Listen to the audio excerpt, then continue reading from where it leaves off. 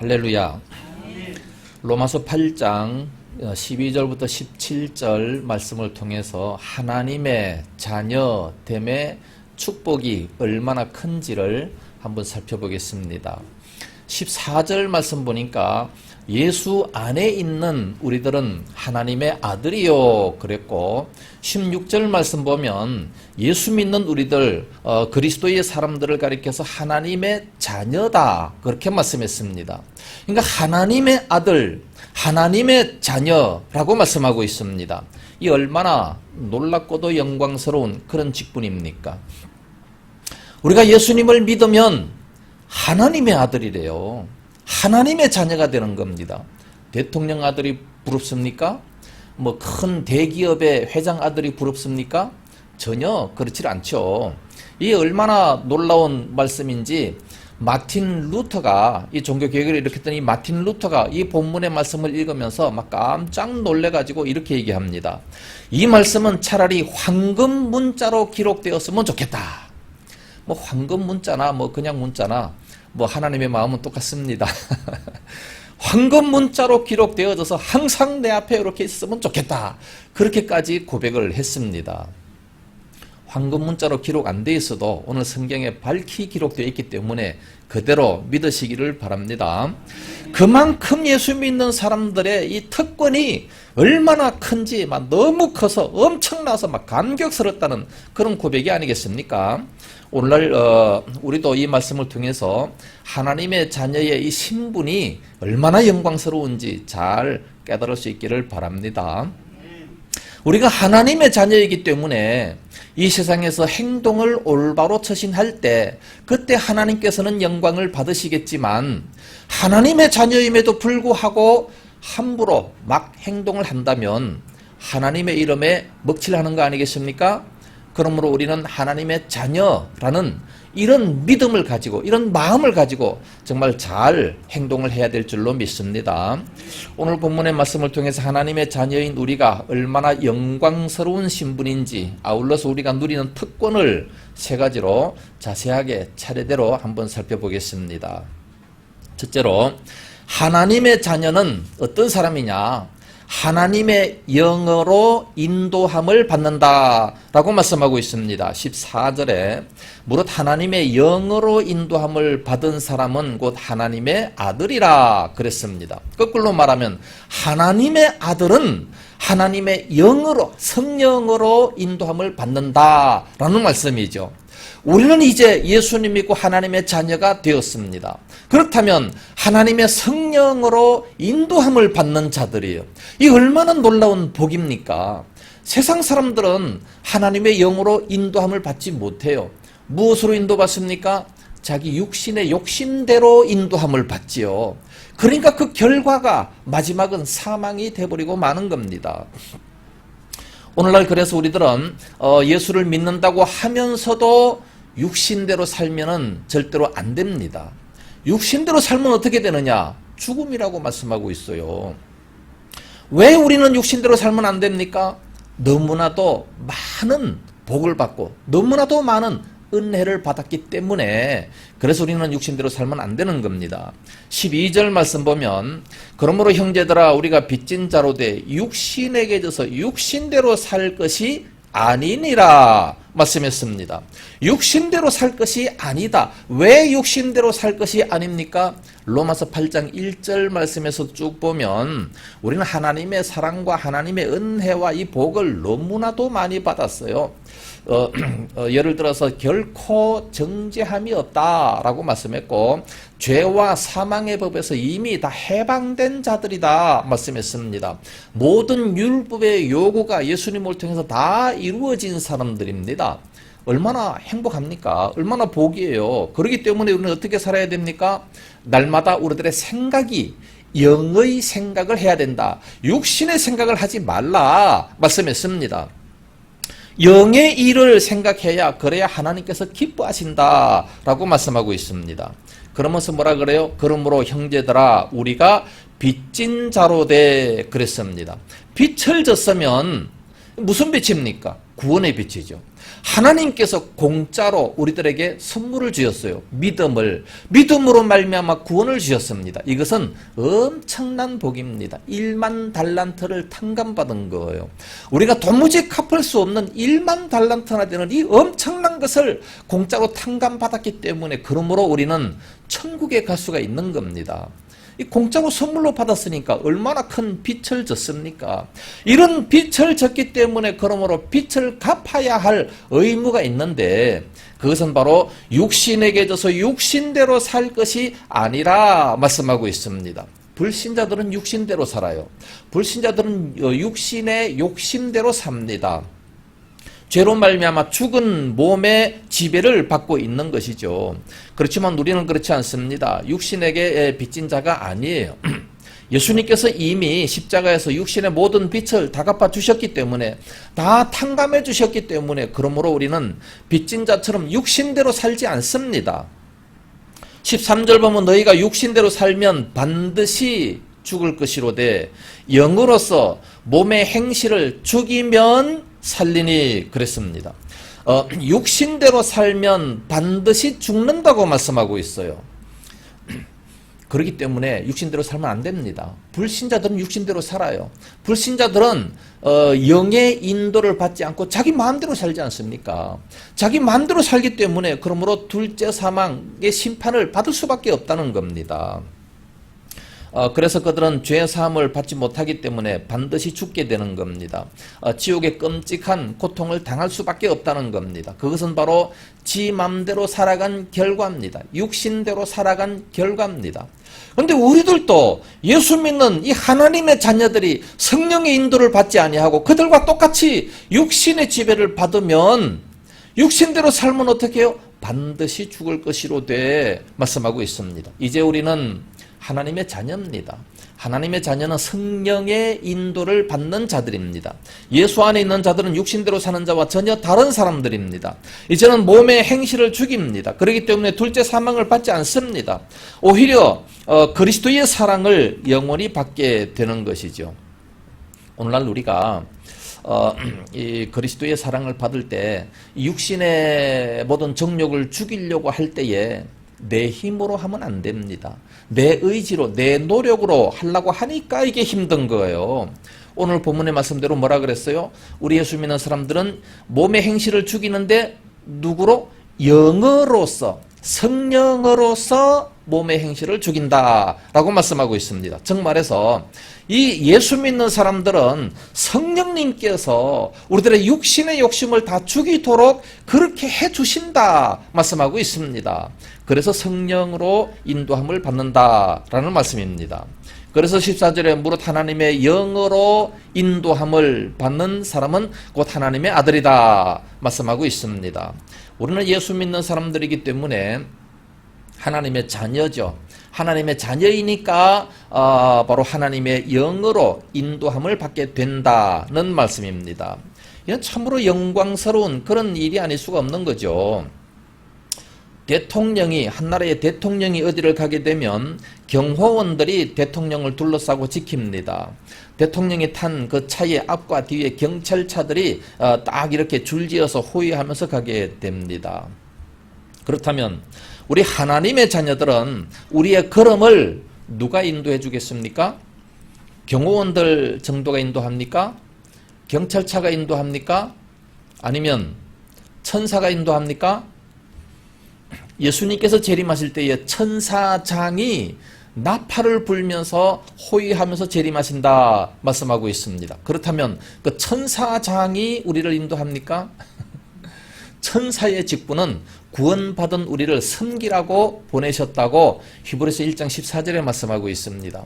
그렇다면 현재 우리가 살아갈 때에 누가 우리의 걸음을 인도하십니까? 하나님의 영이신 성령님께서 우리를 인도하신다고 말씀하고 있습니다. 하나님의 영으로 인도함을 받는 사람, 곧 하나님의 아들이라. 이 얼마나 영광스러운 일이에요.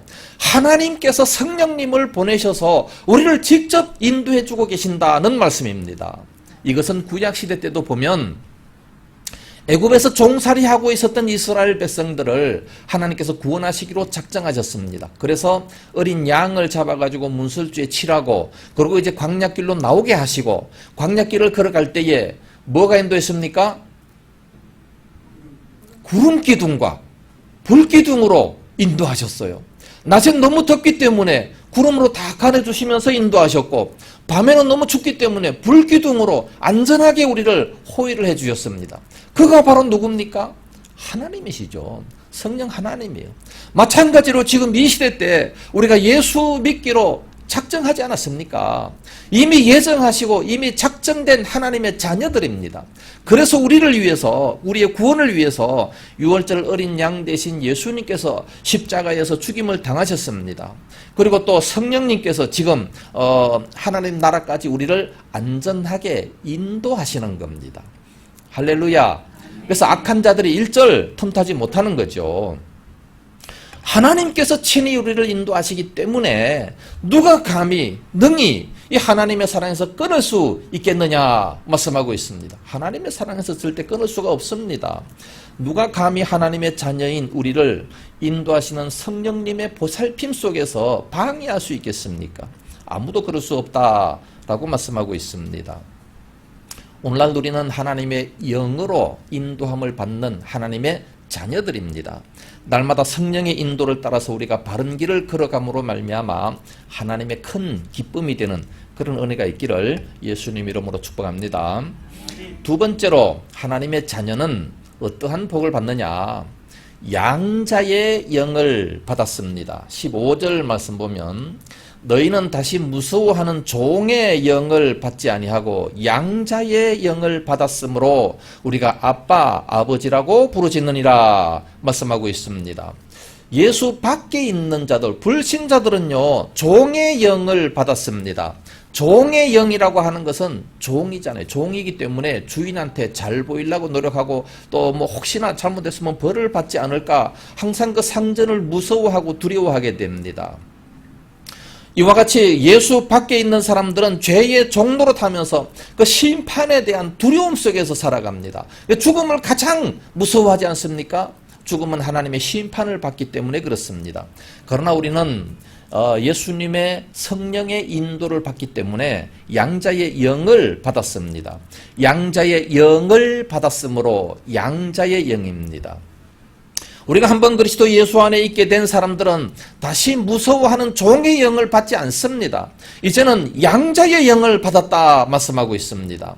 양자, 하나님의 양자 아들입니다. 그래서 우리는 하나님을 아빠, 아버지라고 부를 수가 있다는 말씀이에요. 하나님에게 감히 아버지다, 아빠다 이렇게 어떻게 부를 수 있겠습니까? 양자의 성령이 우리들에게 오셨기 때문에 그러므로 그렇게 부를 수 있다 말씀하고 있습니다. 어린 자녀들은 아버지를 보더라도 무서워하지 않습니다. 아버지가 이제 퇴근하고 집에 들어가면 아빠 그러면서 딱 품에 안기지 않습니까?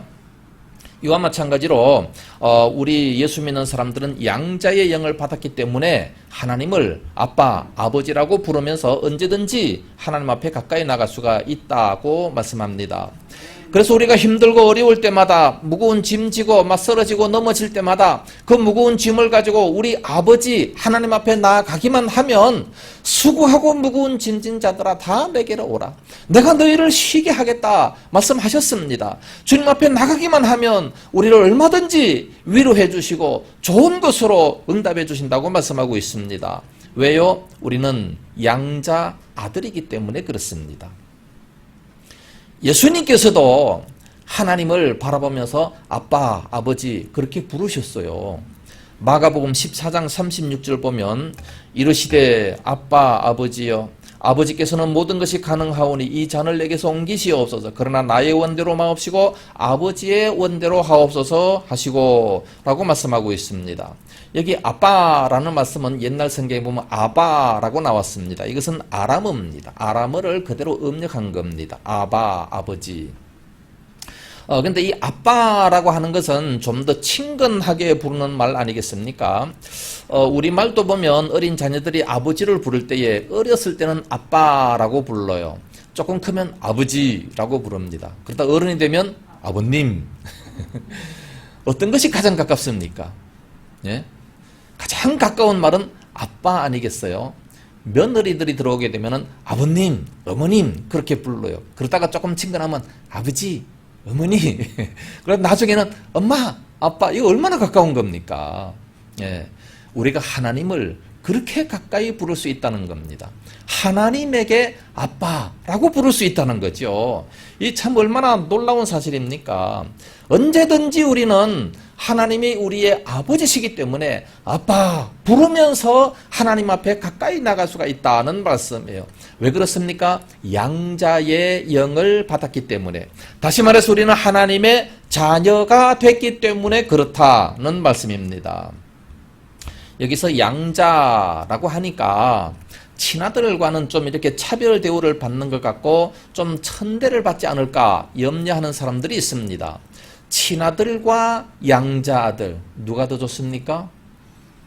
당연히 친아들이 좋겠다고 말을 하겠죠. 그러나 양자, 예수님 당시에 이 양자라고 하는 것은 이스라엘 문화에서 양자라고 하는 것은 선택을 받아서 대단히 특권을 가진, 친아들보다 더 특권을 가진 그런 모습이 있게 돼요. 모세를 한번 생각해 보세요.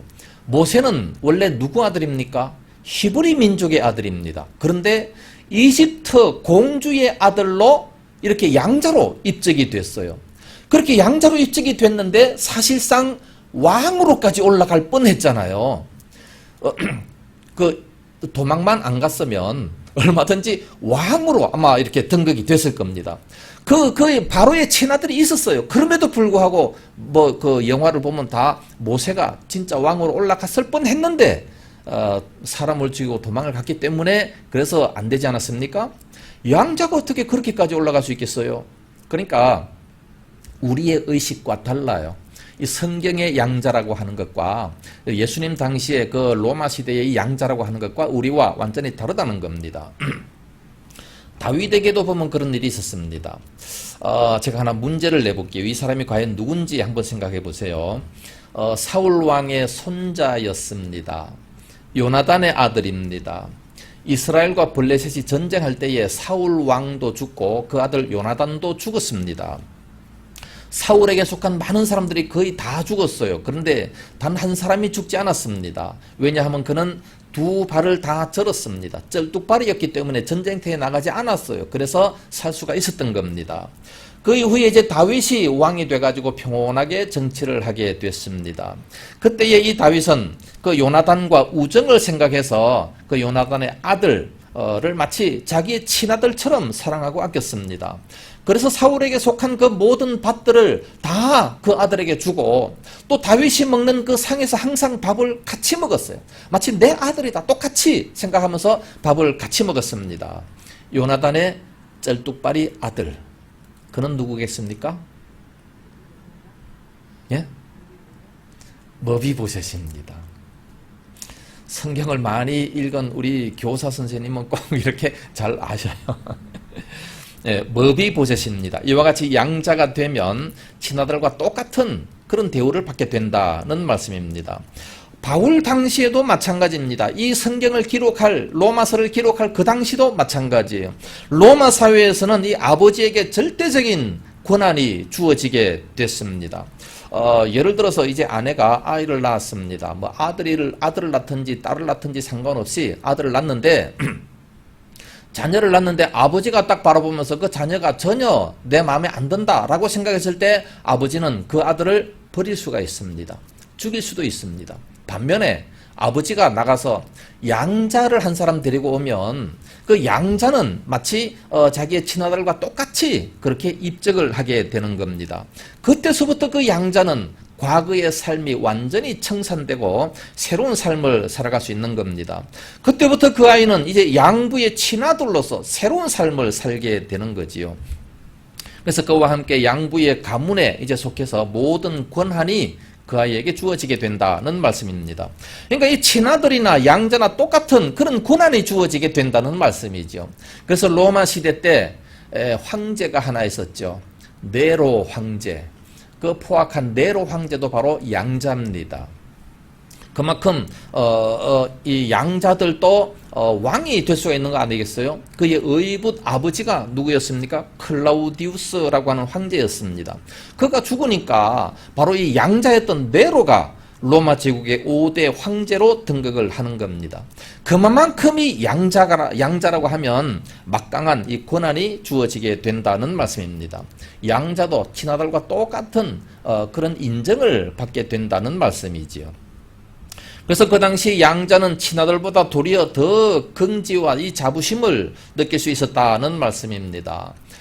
이것은 오늘날 우리들도 마찬가지예요. 우리들은 지금 하나님의 양자 아들이다 라고 말씀하고 있습니다. 하나님의 양자입니다. 하나님의 친아들은 누굽니까? 예수님이죠. 양자들은 바로 우리입니다. 그러니까 이 세상의 수많은 사람들 가운데서 특별히 우리를 뽑아서 하나님께서 우리를 인정하셔서 하나님의 양자로 삼아주셨습니다. 얼마나 감사합니까? 오늘날 우리들은 예수 안에 있는 자들은 다시 무서워하는 종의 영을 받지 않았습니다. 이제 우리는 양자의 영을 받았습니다. 그렇기 때문에 하나님을 아빠라고 부르기도 하고 아버지라고도 부르기도 합니다. 그러면서 우리의 모든 사정을 다 주님 앞에 아랠 수가 있다는 말씀입니다. 그러면 우리의 아빠 하나님 되시는 아버지 되시는 이 하나님은 하늘문을 열어주시고 우리의 간구하는 모든 기도를 다 들어 응답하시며 우리를 위로해 주십니다. 우리에게 힘을 주시고 모든 문제를 다 해결해 주십니다. 그러므로 우리의 아빠, 아버지 되시는 하나님을 늘 앙망하면서 하나님의 말씀을 잘 들을 수 있는 그런 믿음이 되어야 할 줄로 믿습니다. 세 번째로 하나님의 자녀는 어떤 놀라운 복이 있느냐? 하나님의 상속자다고 말씀하고 있습니다. 16절 말씀 보면 성령이 친히 우리의 영과 더불어 우리가 하나님의 자녀인 것을 정언하시니 그러므로 17절에 하나님의 상속자가 된다라고 말씀하고 있습니다. 먼저 이 양자에게는 너무나도 막대한 권한이 주어지기 때문에 양자로 삼기 위해서는 반드시 정인이 필요합니다. 정인이라고 하면 반드시 둘 이상이 있어야 됩니다. 우리가 하나님의 자녀인 것을 정언하신 이 정언은 바로 누구냐? 정인이 누구냐? 우리 안에 거하시는 성령님과 그리고 또 우리의 영, 우리가 받은 양자의 영, 이 둘이 정인이 된다는 말씀입니다. 그러니까 사실은 나도 하나님 앞에 가서 나도 하나님의 자녀입니다. 내가 말할 수 있는 것이고 성령님께서 바로 하나님의 자녀다. 이게 충분히 이렇게 정언을 하게 된다는 거지요. 그렇기 때문에 둘 이상이 되지 않습니까? 우리는 양자의 영을 받았기 때문에 그러므로 하나님을 아빠, 아버지다. 그렇게 부르는 일에 아무런 어색함도 없고 주저함도 없는 겁니다.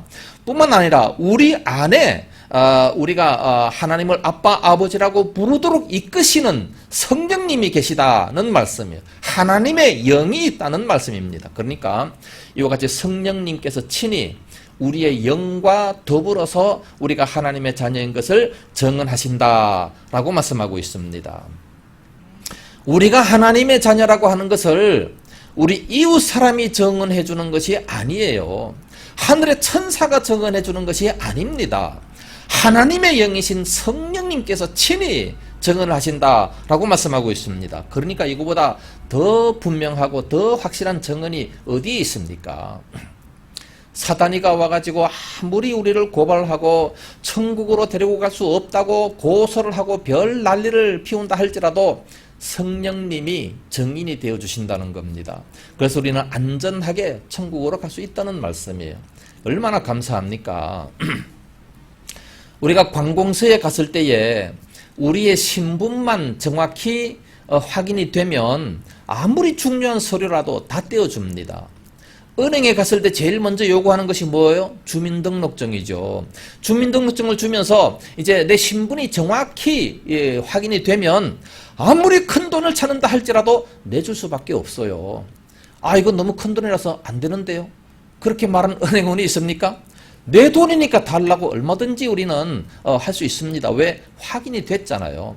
내 거라는 이 확인이 됐기 때문에 아무리 많은 금액이라도 요구하는 대로 다 내줄 수밖에 없다는 말씀입니다.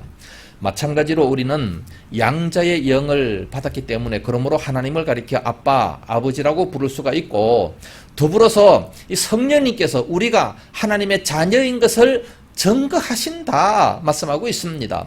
그러니까 우리에게 엄청난 것이 주어지게 되는 거예요. 하나님의 자녀라고 하는 이 증거를 하기 때문에, 하나님의 자녀라는 증거가 너무 확실하기 때문에 엄청난 것이 주어지는데, 그 엄청난 것이 뭡니까? 상속이죠. 상속자입니다. 17절 말씀이에요. 자녀임은 또한 상속자, 곧 하나님의 상속자요 그리스도와 함께한 상속자니 그랬습니다. 그리스도와 함께 우리는 하나님의 자녀, 양자의 아들이기 때문에 상속자다, 하나님의 상속자다라고 말씀하고 있습니다.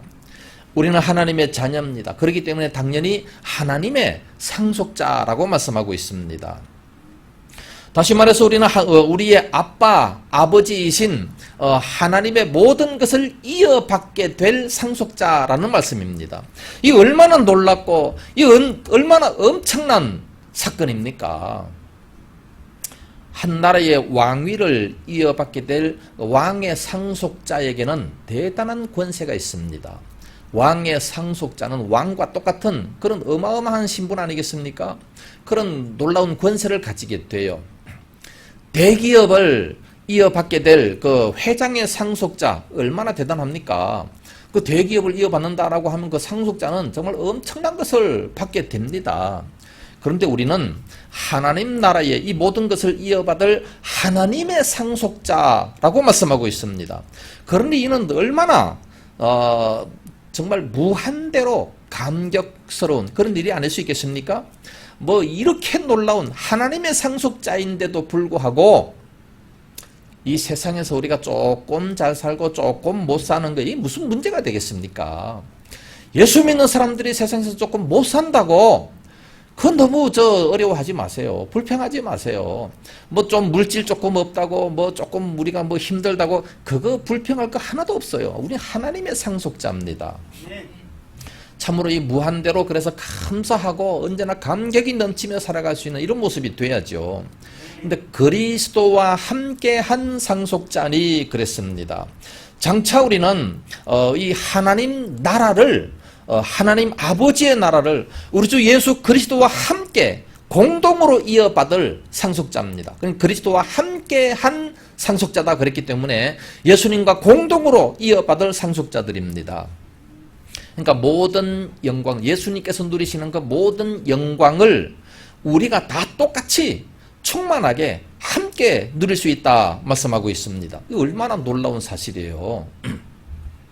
이 세상에서는 아버지가 죽으면 그 유업을 자녀들이 이어갑니다. 근데 자녀들이 엄청나게 많으면 그 상속을 다 나눠야 되잖아요. 조금밖에 돌아올 수밖에 없는 거예요. 그러니까 아무리 아버지가 위대하다 할지라도 자녀가 엄청나게 많으면 힘들어지는 거예요. 그런데 하나님 나라는 다릅니다. 왜냐하면 하나님 나라는 모든 것이 무한합니다. 모든 것이 충만합니다. 그렇기 때문에 이 하나님의 상속자인 우리는 우리 주 예수 그리스도께서 누리시는 그 모든 영광을 똑같이 무한대로 영원토록 함께 누리게 된다는 말씀입니다. 그러니까 이 세상에서 우리 인간이 들을 수 있는 말 가운데서 이보다 더 감격스러운 말이 어디 있습니까? 로또 복권에 당첨되는 거에 비하겠습니까? 그거보다 훨씬 더 우리 예수 그리스도와 함께 이 놀라운 하나님 나라를 다 상속받을 수 있다. 얼마나 감사해요. 얼마나 감격스럽습니까? 이 놀라운 것을 공짜로 준다는데 왜 싫다 그래요? 네? 참 세상 사람들은 왜 그렇게 바보 같습니까? 이거 공짜로 준다는데 이거를 얼마나 대단한 거예요. 그러니까 이 마틴 루터 이 종교개혁자는 이 말씀을 묵상하던 중에 너무나도 감격을 막 억누를 수가 없어가지고 그렇게 외칩니다. 이 말씀은 차라리 황금 문자로 기록되었으면 좋을 뻔했다. 너무나도 위로가 넘치는 말씀이고 저절로 큰 소리로 찬양할 수밖에 없는 그런 말씀이다 라고 고백을 했습니다. 당연한 말씀 아니에요? 우리들도 똑같아요. 너무나도 당연합니다. 큰 소리로 찬양해야 되고 막 넘치도록 감사하는 그런 모습이 있어져야 되는 겁니다. 그러면서 이제 17절 하반절에서 이와 같이 끝맺음을 합니다. 우리가 그와 함께 영광을 받기 위하여 뭐 해야 된다고요? 고난도 함께 받아야 할 것이니라. 엄청난 영광을 받는다라고 생각을 한다면 이 땅에서 뭐를 우리가 마다하겠습니까? 얼마든지 고난도 받을 수가 있는 거지요. 장차 우리가 예수님과 함께 받을 무한한 그 영광을 생각한다면 이 땅에서 잠시 받는 그 고난, 잠시 받는 이 고난은 얼마든지 이겨낼 수 있다는 말씀입니다.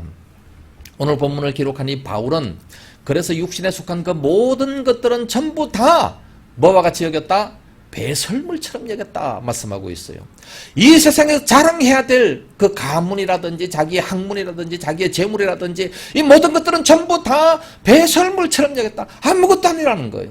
하늘나라의 그 영광스러운 그 보물, 하늘나라 그 모든 것을 이어받을 상속자, 이걸 생각하니까 이 땅에서 잠시 받는 이 모든 영광 이런 건 아무것도 아니다. 다 배설물처럼 그래 여겨버리고 만다 말씀하고 있습니다.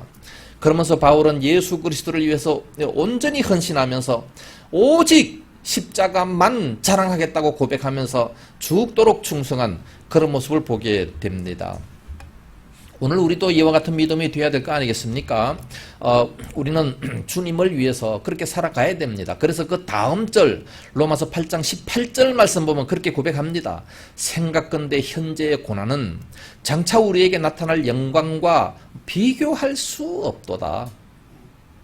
이 땅에 뭔가 좀 비교했으면 좋겠는데 비교할 것이 없다라고 말씀하고 있어요. 하나님께서 주시는 하늘나라의 그 상속의 영광이 얼마나 큰지 비교할 수 없다는 겁니다. 뭐와? 현재의 고난과.